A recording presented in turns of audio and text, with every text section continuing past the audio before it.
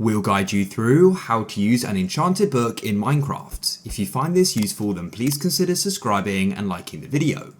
Enchanted books can be super useful as it makes it a lot more efficient to go and put a specific enchantment on an item and not have to keep having loads of different versions of the item to get the enchantment you want.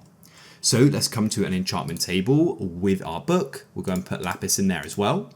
We'll place a book in there and you can then go and see the different available enchantments. We could take one, for example, knockback 1, then put another book in there and grab another enchantment. You get the idea. So then to go and actually use the enchanted book on an item, for example, this is knockback. So we're going to go and need a sword. I'll get a diamond sword like so.